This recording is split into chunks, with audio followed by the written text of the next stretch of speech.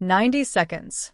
That's what I had before the champagne touched glass and Larry Bogue's world came apart at the seams, and all I held between him and whatever was coming was a folded wine slip and handwriting gone jagged with fear.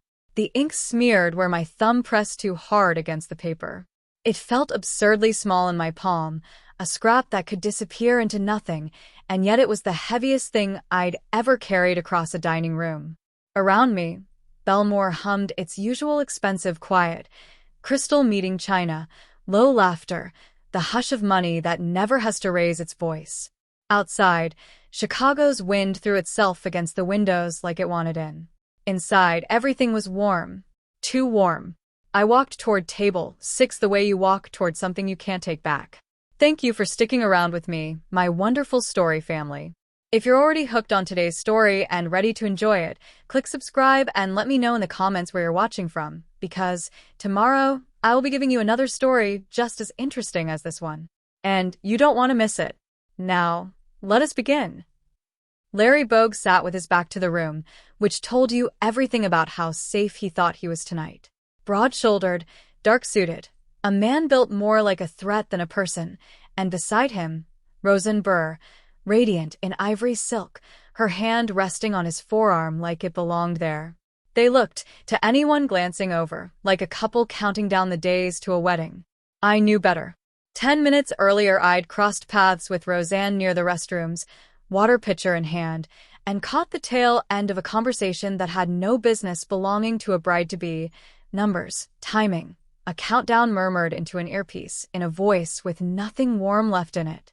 I told myself I'd misheard. I told myself it wasn't my business. But I kept hearing my father's name in the back of my mind, and the version of that night where somebody, anybody, had said something before it was too late. So I grabbed a wine slip from my apron, clicked my pen, and wrote 8 words I couldn't take back once they left my hand. Your fiancé sold you out. They're in position. Then I picked up Larry's bread plate, and I made myself walk. The water pitcher was supposed to be routine. That was the thing about Belmore. Everything ran on routine, on the small, invisible choreography that kept wealthy people from ever noticing the machinery underneath their evening. Refill glasses before they're half empty. Clear plates the second the fork gets set down at 4 o'clock. Never let a silence stretch long enough for someone important to remember they're waiting on something. I'd been doing this dance for 2 years, long enough that my body could run the whole shift without my mind ever fully showing up for it. So when the water level at table 6 dipped low, I didn't think twice. I picked up the crystal pitcher from the service station, checked that my apron was straight, and started toward the back hallway that led past the restrooms to the filtered tap we used for refills. Quieter back there, less foot traffic, easier to breathe for 30 seconds before diving back into the noise of the dining room. That's where I saw her.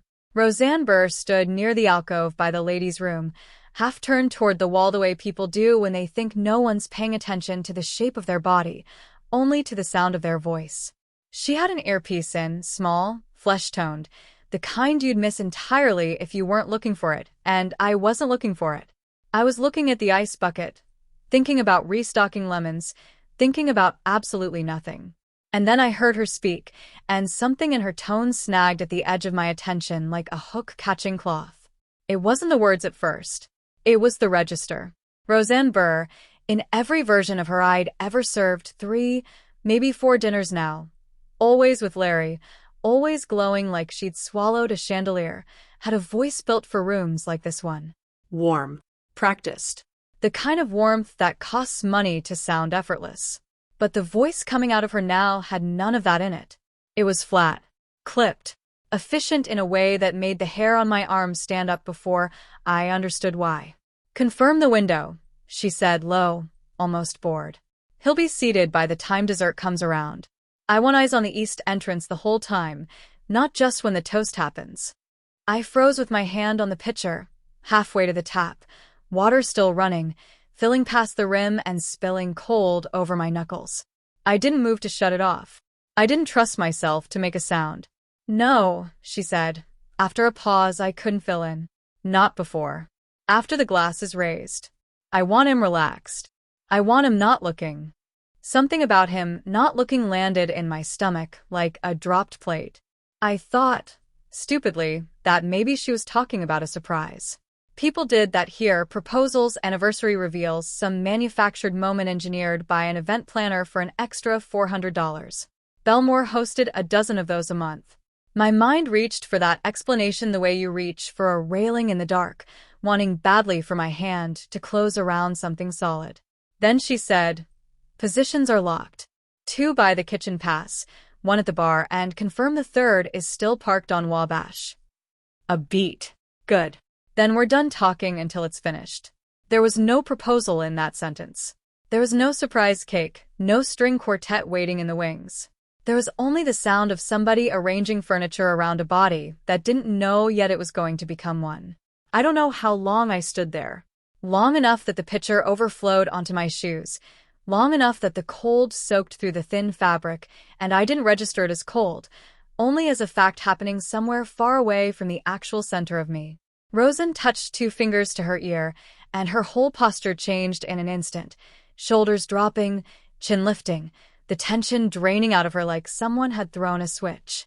By the time she turned from the alcove, she was smiling. Not a real smile. The Belmore smile. The one I wore myself 40 times a night. She walked past me, without seeing me.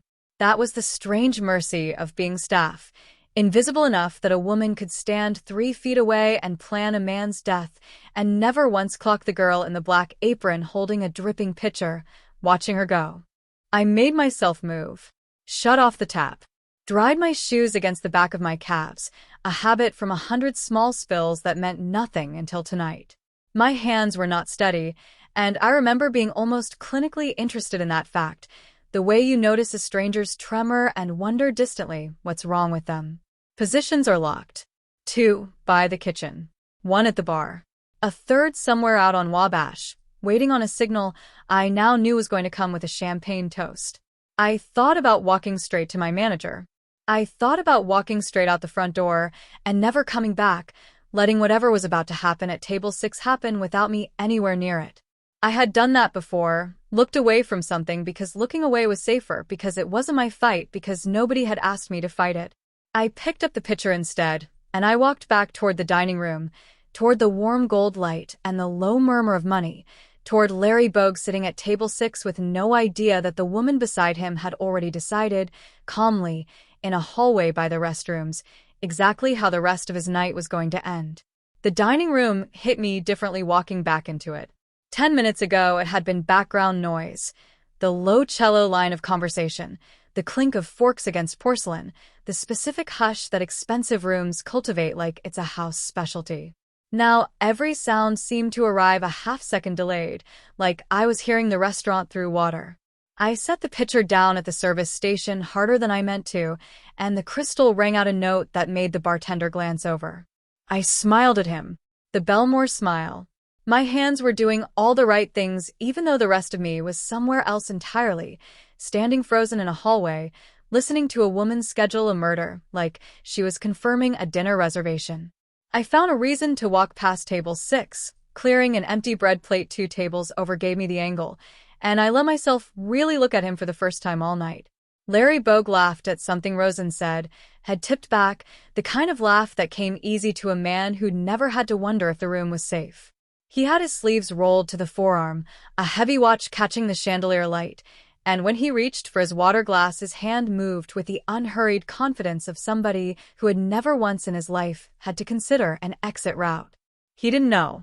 That was the thing that kept snagging at me, over and over, like a hem catching on a nail. He had absolutely no idea that the woman touching his arm had just spoken his death into being like it was a wine order. I told myself, for about the length of one breath, that it wasn't my business. Men like Larry Bogue didn't end up with people plotting against them by accident. Whatever this was, whatever he'd done to earn it, it existed in a world I had no part of and wanted no part of, a world of debts and loyalty tests and consequences that came due in alleys, not dining rooms. I had a shift to finish. I had rent due on the 4th.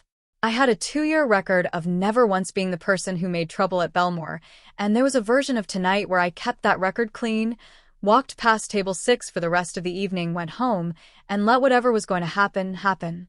And then I thought about my father. I hadn't let myself think about him properly in months. It was easier that way. Easier to keep him folded up small in the back of my mind instead of turning him over and over the way I used to. But he surfaced now, uninvited, the way he always did at the worst possible moments. The gas station. The two men who'd been standing near the pumps for 20 minutes before he ever pulled in, the ones the clerk noticed and almost said something about, and then didn't, because it wasn't her business, because making a scene over nothing felt worse than saying nothing at all. I used to lie awake constructing the version where somebody said something, where a stranger crossed a parking lot and said, "Hey, those two have been watching the door a long time. Maybe come back later." 6 words. That's all it would have taken. 6 words nobody bothered to spend. I was not going to be the person who had 6 words and spent none of them. My apron pocket had a stack of blank wine order slips, the kind we used to jot down vintages, before running them to the sommelier station. I pulled one free with a hand that was shaking badly enough that I had to steady it against my hip. I found the stub of pencil I kept clipped to my waistband for exactly this. Quick notes, nothing important ever until tonight. I didn't have time to think about what to write. I didn't have the luxury of drafting something elegant, something that explained itself. I had maybe the length of one more circuit of the dining room before somebody noticed I was standing still with a wine slip in my hand instead of moving, and standing still was the one thing I couldn't afford to be doing. So I wrote the only true thing I knew, in the fewest words I could make carry the whole weight of it. Your fiancé sold you out. They're in position. 8 words. My handwriting came out jagged, half the letters leaning into each other like they were as scared as I was. I folded the slip twice, small enough to disappear into a closed fist, and I made myself breathe before I walked back toward table 6 with a fresh basket of bread I hadn't actually been asked to bring. "Just wanted to top this off for you," I said, and my voice came out steadier than I had any right to expect, the years of practiced warmth doing their work even now. Larry glanced up, gave me the distracted half-nod people give waitstaff when they're mid-conversation, already turning back to Roseanne. That half-second of not being looked at was the only window I was going to get. I set the bread basket down, and beneath the angle of the plate, where his hand would find it and Roseanne's eyes wouldn't, I slid the folded slip flat against the tablecloth. My fingers brushed the back of his hand for the length of a heartbeat, a violation of every rule I'd ever been trained on. Staff don't touch the guests, ever, for any reason, and I felt him go very slightly still, the smallest flicker of attention shifting from Roseanne's face to the plate in front of him. I didn't wait to see if he'd noticed. I turned, tray against my chest like armor, and walked back toward the kitchen with my heart slamming so hard I was sure the whole room could hear it, certain that I'd just done something I could never undo, and equally certain, for the first time all night, that I couldn't have done anything else. I made myself busy at the far end of the room after that, clearing a table that didn't need clearing, refolding napkins that were already folded, anything that gave me a reason to keep table 6 in the corner of my eye without looking like I was watching it. For a long, stretched-out minute, nothing happened. Larry kept talking. Roseanne kept smiling. The bread basket sat where I'd left it, untouched, and I started to wonder if he'd felt the slip at all, if it had slid off the tablecloth onto the floor, if I'd just handed a loaded confession to nobody. Then I saw his hand move under the table. It was so small a gesture that if I hadn't been half obsessed with watching for it, I would have missed it entirely, his right hand dropping below the white cloth, out of Roseanne's sight line, while his left stayed exactly where it had been, resting near his water glass, keeping the conversation moving with the same easy rhythm as before.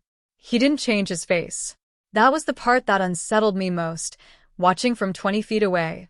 A man reading 8 words that should have detonated something in him, and doing it with the same expression he'd have worn reading a wine list. His jaw did tighten once. A small thing, gone almost before it arrived, the kind of tell you'd only catch if you already knew to look for it. I looked for it. I'd written those words myself, and some reckless part of me needed proof they'd landed, needed to know I hadn't just handed a stranger a folded slip of paper for nothing. Larry's hand came back up from under the table empty. Whatever he'd done with the note, pocketed it, crushed it, memorized it, it was gone, and his face had already smoothed back into the same unbothered warmth he'd been wearing all night. He reached for his water glass, took a slow sip, set it down. And then he lifted his hand, unhurried, and signaled toward the bar with 2 fingers. "I'd like to propose a toast," he said, loud enough to carry, easy enough to sound like nothing more than a man feeling sentimental over dinner. Roseanne blinked, and for half a second something crossed her face that she covered fast, not quite surprise, something closer to recalibration, like a woman checking her footing on ground she'd thought was solid. Now? "We haven't even ordered dessert." "Now," Larry said, and he was already looking at me, not at her. 2 glasses of champagne for the table. I went. Of course I went. What else was I going to do? Refuse the man whose life I'd just tried to save, standing in the middle of a dining room full of people who had no idea anything was wrong? I poured the champagne at the service station with hands I was becoming almost used to not trusting, and when I set the flutes down at table 6, Larry didn't look at his. He looked at hers. "To us," he said, lifting his glass toward Roseanne, and his voice was so warm, so completely unbothered, that if I hadn't seen his jaw tighten under that bread plate, I'd have believed every word of it myself. Roseanne's hand went to her glass, and I watched it happen the way you watch a slow-motion accident. The half-second delay before her fingers actually closed around the stem, a hesitation so brief that anyone not already looking for a crack would have called it nothing. Her smile didn't waver. Her voice didn't waver. But her hand did, just barely, the champagne trembling a thin gold ring against the inside of the glass before she lifted it. "To us," she said back and drank. Larry watched her the entire time, and I understood, standing there with an empty tray clutched against my chest, that this had never been about the champagne at all. It was never a toast. It was a test, some small, deliberate provocation designed to see exactly how she'd behave in the 60 seconds after learning, or not learning, that her plan had been discovered. A woman with nothing to hide drinks without a flicker. A woman counting down a countdown that had just been interrupted hesitates, even for half a second, even if she covers it perfectly, a heartbeat later. She'd hesitated. I didn't know, standing there, whether Larry had caught the tremor in her hand the way I had, or whether he was reading something else entirely, the pitch of her voice, the exact width of her smile, some private catalog of her tells built over however many years they'd known each other. But something in his posture had changed. Nothing anyone else at the table would have noticed. His shoulders were still loose, his smile still easy, his free hand still resting on the white cloth like a man without a single concern in the world. But his eyes had gone somewhere else, somewhere colder, and when they flicked briefly to me, just once, just for a fraction of a second over the rim of his champagne glass, I understood 2 things with total clarity. He believed me. And whatever came next, I was already a part of it. I retreated to the service station on legs that didn't quite feel like mine, and I told myself the worst of it was over. I'd delivered the note. He'd read it, he knew. Whatever happened next was his to handle. A man like that surely had ways of handling things, and my part in it could end right there, with an empty tray and a fast heartbeat and a story I'd never be able to tell anyone. I actually believed that for almost a full minute. I was already composing the version of tonight where I finished my shift, went home, and spent the rest of my life wondering what happened at table 6 after I stopped watching. Then Larry's eyes found me again across the room, and this time there was nothing subtle about it. He wasn't looking at me the way a man looks at his server. He was looking at me the way you look at something you intend to use. I didn't understand what that meant until the lights went out. There was no warning to it, no flicker, no slow dim the way a bulb dies. 1 second Belmore was gold and glowing, chandeliers throwing their soft light across white tablecloths, the jazz trio in the corner working through something slow and unbothered. The next second the entire restaurant went black, total and absolute, like someone had reached out and switched off the whole building at once. The music died mid-note. A woman 2 tables over screamed, short and startled, and it seemed to break something loose in the room. Glasses hit the floor, chairs scraped, a dozen conversations collapsed into confused, overlapping voices asking what happened. Is it just us? Can somebody find a light? I froze exactly where I was, tray still in my hands, heart slamming so hard I could feel it in my throat. For 1 disoriented second, I thought the blackout was an accident, a fuse, bad luck on the worst possible night. Then I thought about the voice in the hallway. Positions are locked. 2 by the kitchen, 1 at the bar, and every hair on my arm stood up at once, because I understood, with a clarity that felt like falling, that nothing about tonight had been an accident since the moment I picked up that water pitcher. A hand closed around my wrist in the dark. I didn't have time to be afraid of it before I recognized the grip. Deliberate, controlled, nothing fumbling or accidental about the way it found me in pitch black across a room full of panicking strangers. Larry's voice came low against my ear, close enough that I felt the words before I fully heard them. "Spilled the wine on you," he said. "Say it loud." I didn't understand, and there wasn't time to ask him to explain it.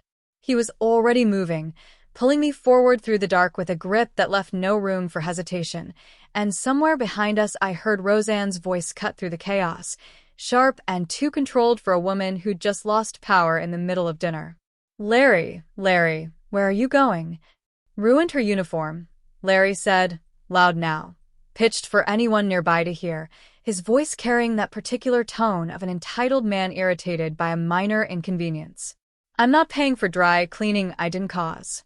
Get me a manager." It clicked into place all at once. He'd built himself an alibi out of nothing, a reason to grab a waitress and drag her toward the kitchen that would look, to anyone watching in the dark and the panic, like nothing more than a rich man being difficult about a stain. Nobody in that dining room, blind and scrambling for their phones' flashlights, was going to think twice about a man hauling a server through the swinging doors over spilled wine. It was the kind of small, ugly, believable thing that happened at restaurants like this one all the time. I stumbled after him, my hip catching the edge of a chair I couldn't see, his hand never loosening on my wrist. Around us the dark was full of sound now, phone flashlights stabbing pale cones through the black, more glasses breaking, someone shouting for the manager, someone else shouting that it was probably just a breaker, everyone's fear still small enough to fit inside the explanation of bad electrical wiring. They didn't know yet. I did and Larry did, and that shared, terrible knowledge felt like its own kind of grip, tighter than the one around my wrist. "Kitchen," he said, close to my ear again. "Now." "Don't stop. Don't look back, whatever you hear."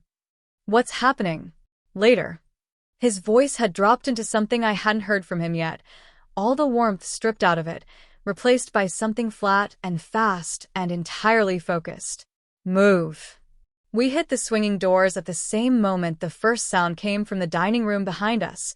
Not a scream this time, not breaking glass. A single sharp crack, unmistakable even to someone who'd never heard one outside of a movie, followed a half-second later by a second, closer together than the first, like punctuation on a sentence nobody in that room had wanted to finish reading. The kitchen doors swung shut behind us, cutting off the screaming that started an instant later, and in the sudden red wash of the kitchen's emergency lighting I finally saw Larry Bogue's face clearly for the first time since the lights had gone out, and there was no confusion in it anywhere. No fear. Only a terrible, focused calm. The look of a man who had just had his worst suspicion confirmed and was already 3 moves ahead of everyone still screaming on the other side of that door. "You just saved my life," he said, and his grip on my wrist didn't loosen, not even slightly. "Which means you're not leaving my sight until I understand why." The kitchen at Belmore on a normal night was its own kind of controlled chaos, a dozen cooks moving in practice synchronization, tickets spitting out in an unbroken stream, the hiss of 6 burners running at once under a canopy of exhaust fans that never quite kept up with the heat. I'd walked through it 100 times without really seeing it, the way you stop seeing the layout of a room you pass through every day. Now, lit only by the dull red emergency bulbs mounted along the ceiling, it looked like something out of a different world entirely, steam curling up off abandoned pans, a dropped tray of plated entrees scattered across the tile, and every line cook either frozen mid-motion or already running for the back exit. "Gun," someone shouted, the word swallowed before it finished, and that was all it took. The kitchen broke apart. Cooks scattered in every direction at once, shedding aprons, ducking behind the steel prep tables, a wall of white coats and panic moving toward the loading dock in a current Larry cut straight against. He didn't slow down for any of it. His hand stayed locked around my wrist, pulling me through the gap between the pass and the walk-in cooler with a kind of certainty that told me he'd mapped this kitchen before tonight, or maybe just had the instincts of a man who always mapped every room he walked into, out of habit, out of necessity. "This way," he said, and it wasn't a suggestion. Behind us, the swinging doors we'd come through slammed open again, hard enough to crack against the wall, and I heard boots on tile. Fast, deliberate, nothing like the panicked scramble of the fleeing kitchen staff. I looked back once, which was a mistake, because in the red half-light, I caught the shape of a man in a dark suit stepping through the doorway with something held low and steady in both hands, sweeping the kitchen in one smooth arc like he was looking for exactly 2 people and nobody else. "Don't look back," Larry said, not turning himself, and dragged me hard to the left behind a bank of steel shelving stacked with sauce pots and hotel pans. We crouched there for what felt like a full minute and was probably 3 seconds. Through the gap between shelves, I could see slices of the kitchen, a cook flattened against the walk-in door, hands over his head, another sprinting flat out for the loading dock, plates still balanced absurdly on his forearm, as if his body hadn't caught up to what his legs already understood. The man with the gun moved through the space unhurried, checking behind the line, behind the ovens, the particular calm of somebody who did this often enough that panic wasn't a reflex he had anymore. Larry's hand found my shoulder and pressed down, a silent order to stay low, and for the first time since the lights had gone out, I let myself really look at him up close. Whatever composure he'd worn through the dining room was gone. What was left was something harder and more efficient, eyes moving constantly, cataloging exits, cataloging threats, his whole body coiled the way you'd coil before a fight you'd already decided you were going to win. "There's a door past the walk-in," he murmured, barely more than breath. "Wine cellar stairs. If we can get past him." He didn't finish the sentence, because the man with the gun had started moving toward the shelving unit we were pressed behind, slow, methodical steps, the kind that told me he wasn't chasing sound. He was clearing space, working the kitchen in a grid the way you'd search a house. In another 3 or 4 steps there would be nothing between us and him but a rack of sauce pots and bad luck. Larry's hand closed around a heavy sauté pan from the shelf beside us, silent, and I understood a half-second before he moved what he intended to do with it. He came up and around the shelving in one motion, no hesitation in it at all, and the pan connected with the side of the man's head with a sound I felt more than heard, a flat metallic crack that dropped him sideways into a prep table hard enough to send a full tray of ramekins crashing to the tile. "Move," Larry said, already pulling me past the man crumpled on the floor, past the ruin of broken ceramic, toward the far end of the kitchen where a narrow door stood half-open beside the walk-in cooler. More boots behind us now, more than one set, moving fast through the swinging doors we'd left flapping open. I didn't look back a second time. I didn't need to. The shouting that followed, sharp and urgent in a language I couldn't place, told me enough, told me that whatever we'd just bought ourselves in those few seconds behind the shelving unit had already run out. Larry hit the narrow door with his shoulder, and it gave onto a landing and a set of stone steps spiraling down into darkness, cooler air rising up to meet us, faintly sweet with the smell of old wood and cellar dust. He didn't hesitate at the threshold.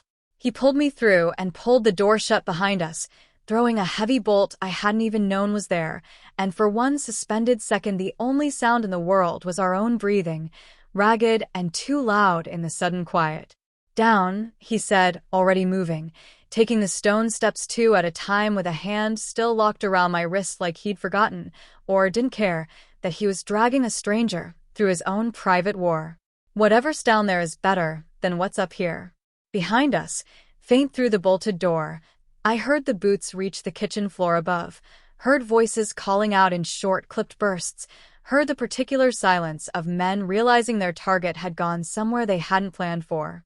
I followed him down into the dark because there was nothing else left to do, and because some part of me, the part that had written 8 words on a wine slip an hour ago, already understood there was no version of tonight where I got to stop now. The stairs bottomed out into a room I'd only ever glimpsed from the doorway before tonight, back when I was sent down on the rare occasion to fetch a bottle a sommelier was too busy to retrieve himself. Belmore's cellar wasn't the cramped, cobwebbed thing the word usually conjured. It was climate-controlled, glass-walled in sections, rows of Bordeaux and Burgundy stretching back into amberlit dark, the temperature held at a steady deliberate cold that had nothing to do with comfort and everything to do with preserving something worth more than most people's cars. Tonight, that cold hit me like a second shock on top of the first, raising goose flesh along my arms that had nothing to do with fear and everything to do with the sheer contrast of it. Larry didn't slow down to take any of it in. He pulled me between two racks toward the darkest corner of the room, past bottles that gleamed dull gold in the low amber lighting, and pressed his back against a shelf loaded with what I distantly registered as Burgundy, the kind of bottle that cost more than a week of my tips. He held a finger to his lips. Unnecessary. I hadn't made a sound since the bottom of the stairs, my breath coming in shallow, careful pulls I was terrified would carry. Above us, muffled through the bolted door, I heard it give. Not break, give. The particular groaning creak of something being forced by more than one set of hands, patient rather than frantic. Whoever was up there wasn't panicking. They had time or believed they did, and that patience was somehow worse than urgency would have been. Urgency meant mistakes. Patience meant a plan. Boots on the stone stairs, unhurried, deliberate, 2 sets by the sound of it, maybe 3. A beam of light swept down ahead of them, a flashlight cutting through the cellar's amber gloom in a hard white slice, and Larry's hand found my shoulder again, pressing me lower behind the rack, close enough that I could feel the tension running through his whole body, like a wire pulled taut. "Chateau Margot's not down here," a voice said from the stairs, low, almost bored, like this was an inconvenience rather than a hunt. "Check the east wall. He knows this place." The flashlight beam swept the room in slow methodical arcs, sliding across rows of bottles, across the glass partitions separating the reds from the whites, across the wine-dark shadows where Larry and I crouched with our backs pressed to cold shelving. I watched the light climb the rack directly across from us, watched dust motes swim through it, and understood with total clarity that if either of us so much as shifted our weight wrong, that beam would find us in under a second. Larry's hand moved slowly, so slowly it barely seemed to move at all, closing around the neck of a bottle on the shelf beside his head. Not lifting it, just holding it, the way you hold something you might need in the next 5 seconds, testing its weight without committing to using it yet. The footsteps split. One set moved right, toward the east wall the voice had mentioned, boots crunching faintly on the stone floor. The other set came straight down the center aisle, close enough now that I could hear breathing that wasn't mine or Larry's, steady, unbothered breathing, a man doing a job he'd done before. I don't know what made me look at Larry in that moment instead of at the approaching light, but I did, and what I saw on his face wasn't fear. It was calculation, cold and fast, the same look he'd worn watching Roseanne's hand tremble around a champagne glass, except sharper now, stripped of every social pretense that had softened it in the dining room. He was counting footsteps. He was measuring distance. He was deciding, in real time, exactly how many seconds he had before this went from hiding to fighting, and exactly what he'd need to do when it did. The flashlight beam swept past the end of our row and kept moving, sliding on toward the glass partition, and for one suspended second I thought we'd gotten away with it. Then the footsteps in the center aisle stopped. "Something's off in row 4. The voice said, closer now, close enough that I could hear the small shift in his stance as he turned toward us. Bottles out of place. I hadn't touched anything. I was almost certain I hadn't touched anything. But somewhere in the scramble down the stairs, in the dark, something had been knocked loose, some small disturbance neither of us had noticed at the time, and now it was the one thread this man had decided to pull. Larry's grip tightened on the bottle in his hand, and beside me, in the space of a breath, I felt him shift his weight forward onto the balls of his feet, readying himself the way a man readies himself right before he stops hiding and starts fighting. He turned his head just slightly toward me, and even in the dim amber light, I understood exactly what he was telling me without a single word passing between us. Whatever happens next, don't run. Don't scream. Just be ready. The footsteps started moving again, slow, deliberate, coming straight down our row. The footsteps stopped 2 feet from the end of our row, close enough now that I could hear the small creak of a leather holster shifting against fabric. I braced myself, certain the next sound I heard would be the crack of Larry's bottle against a skull, certain this was the moment everything either ended or didn't. Instead, a new voice cut through the cellar, coming from the stairs behind us. Familiar, and that familiarity landed like ice water down my spine before I even understood why. "They're not in row 4, Devin Alcaraz said. "I know this cellar. Try the reserve room, behind the Bordeaux wall. There's a service door back there most people don't know about." I knew that voice. I'd heard it 100 times, calling out vintages to the kitchen, correcting a busser on how to hold a decanter, laughing easily with regulars who tipped in $100 bills. Devin was Belmore's head sommelier, had been for longer than I'd worked there, a fixture as permanent as the chandeliers, soft-spoken, meticulous, the kind of person who remembered which table liked their water with or without ice. I had never once had reason to think about him beyond the narrow scope of his job. Beside me, I felt Larry go very still in a different way than before, not the coiled stillness of a man about to fight, but something colder, something that had just clicked into a shape he hadn't wanted to see. "Devin," he said, quiet, almost gentle, and stepped out from behind the rack before I could grab his sleeve to stop him. The man near the center aisle, gun raised, face unreadable in the amber light, froze at the sight of Larry stepping into the open, and for one strange, suspended second nobody moved at all. Devin stood a few feet behind him on the bottom stair, in his crisp black vest and the small brass pin he always wore, looking for all the world like he'd simply come down to check on a delivery. "You're supposed to be upstairs," Devin said, and there was no surprise in it. That was the detail that told me everything before Larry said a single word. No surprise, no confusion, nothing of a man startled to find his boss alive in a cellar during a shooting. Just mild irritation, the tone of someone whose plans had run slightly behind schedule. "I was," Larry said. "Then somebody warned me not to be." Devin's eyes flicked to me for the first time, and something in his face shifted, recognition, and beneath it, something colder settling into place. "Her," he said, almost to himself. Of course it was her. "Nico sent you," Larry said.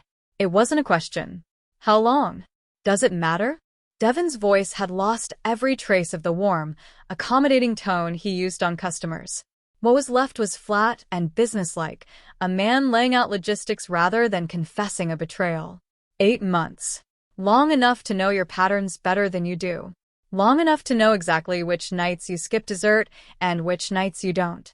The gunman beside him hadn't lowered his weapon, and I understood, watching Larry's hands stay loose and open at his sides, that he was buying time, stretching this conversation out for every second it could give him, waiting for an opening that hadn't shown itself yet. "He's my brother," Larry said. "Whatever Nico's paying you, it's not enough to survive what happens after." "Half-brother," Devin corrected, almost pleasant about it. "And he's paying enough." It happened faster than I could track. Devin's hand moved toward his own jacket, and in the same instant the gunman's aim shifted a fraction toward Larry, and Larry was already moving before either finished, closing the distance in 2 long strides and driving his shoulder into the gunman's chest, knocking the gun arm wide as the shot went off into the racks behind them, glass exploding somewhere above my head in a shower that rained wine and shattered crystal down onto the stone floor. I didn't decide to move. My body simply did it, some instinct older than thought grabbing the nearest full bottle off the shelf beside me as Larry and the gunman crashed into the row across from ours, grappling for control of the weapon between them. Devin was shouting something I couldn't process, moving toward the fight rather than away from it, and I understood with a clarity that felt almost calm that if he reached them, if he got involved on the wrong side of that struggle, Larry wasn't walking out of the cellar. I swung the bottle before I let myself think about what I was doing. It connected with the back of Devin's head with a sound that didn't feel real, a dull, heavy crack that traveled up through my arm and into my chest, and he went down hard against the edge of a shelf, bottles crashing around him in a cascade of breaking glass and spilled wine that pooled dark across the stone floor like something worse than what it was. The gunman was still fighting Larry for the weapon, both of them slamming against the racks, more glass shattering, and I stood frozen for exactly 1 second with the bottle still gripped in both hands, watching, before Larry finally wrenched the gun free with a violent twist and drove his elbow into the man's jaw hard enough to drop him. Silence came down over the cellar all at once, broken only by our own ragged breathing and the slow drip of spilled wine somewhere behind me. Larry straightened slowly, the gun now in his own hand, and looked first at the two men on the ground, then at me, standing there with an empty wine bottle and hands that had stopped shaking somewhere in the last 30 seconds without my noticing. "Twice," he said quietly, and something in his voice had changed, gone rougher, more human than anything I'd heard from him all night. "You've saved my life twice tonight." I didn't have an answer for that. I wasn't sure I had an answer for any of it anymore. We didn't stay long enough to see whether either man on the cellar floor was going to move again. Larry checked the gun in his hand with a quick, practiced motion, a habit that told me more about who he really was than anything he'd said all night, and grabbed my wrist again, pulling me past the wreckage of broken bottles and spilled burgundy toward a service door tucked into the far corner of the reserve room, the one Devon himself had unwittingly pointed us toward before any of us knew whose side he was really on. "That door leads to the loading dock," Larry said, low, "already moving. If Devon knew about it, so does whoever he answers to. Stay behind me." The door gave onto a narrow concrete corridor that smelled of cardboard and cold, lit by a single flickering bulb that buzzed like it was one bad connection from failing entirely. Our footsteps echoed, too loud against the walls, and somewhere behind us, faint but unmistakable, I heard new voices at the top of the cellar stairs, more of them, drawn by the gunshot, by the silence that had followed it, by whatever radio call had gone unanswered. "They know," I said, breathless, more statement than question. "They know," Larry agreed and didn't slow down. The corridor opened onto the loading dock in a rush of cold air and the sound of rain, hard, steady Chicago rain hammering against the corrugated metal awning overhead, loud enough that for a second it was the only thing I could hear.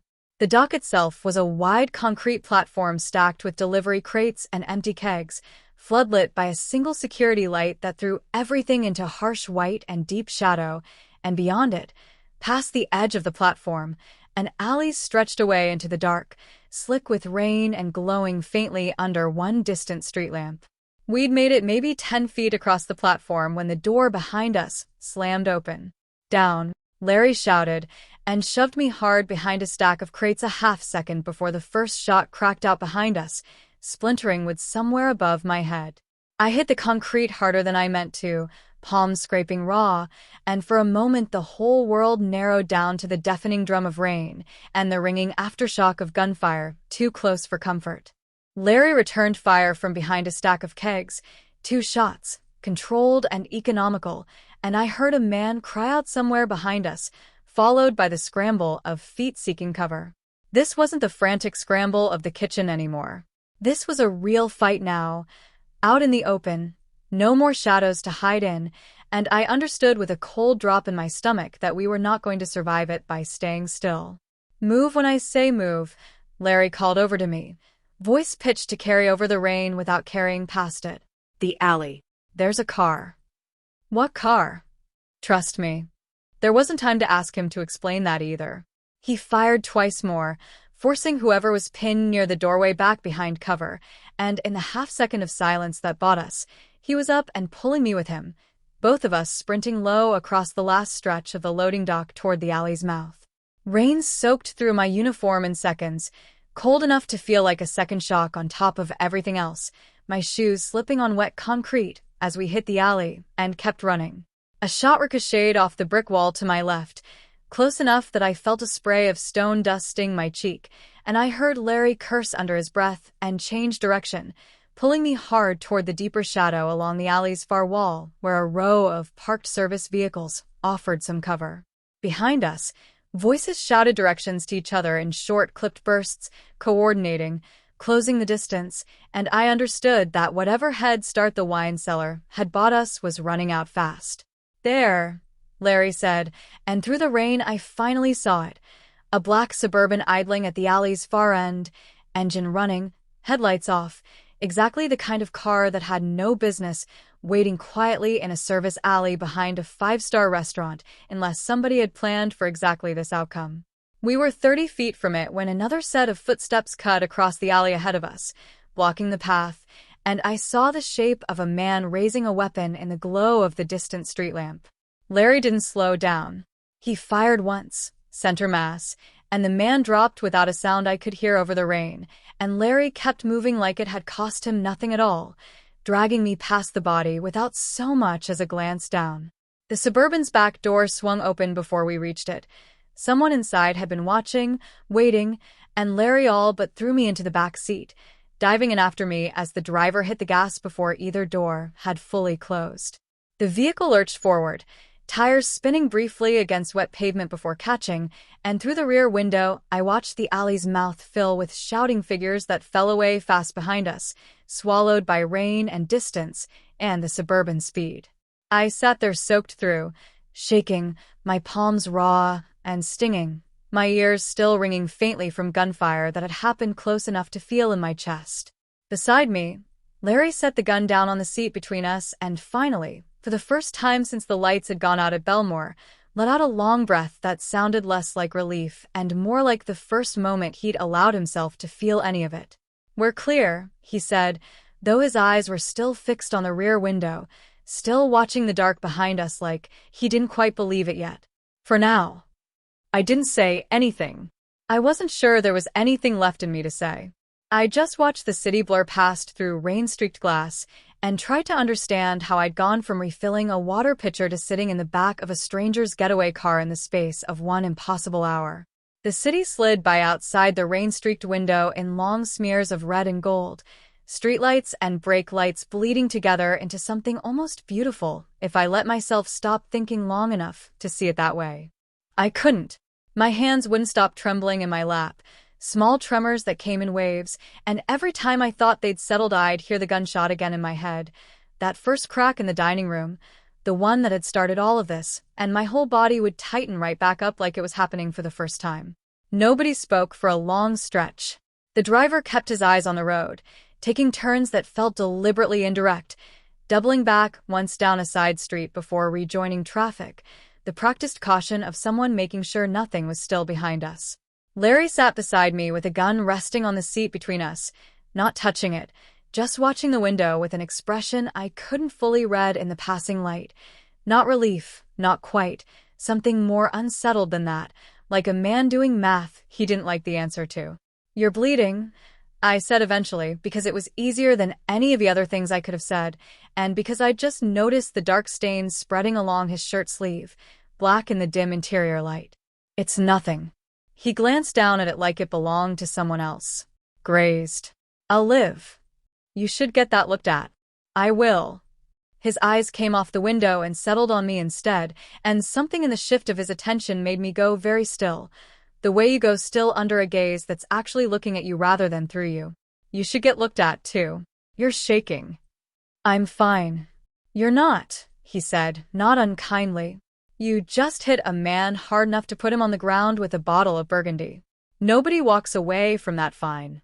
I didn't have an answer for that because he was right, and because some part of me was still catching up to the fact that I'd done it at all, that the woman who'd spent 2 years perfecting the art of staying invisible at Belmore had, in the space of 1 hour, written a warning nobody asked her to write, and then swung a bottle at a man's skull hard enough to drop him.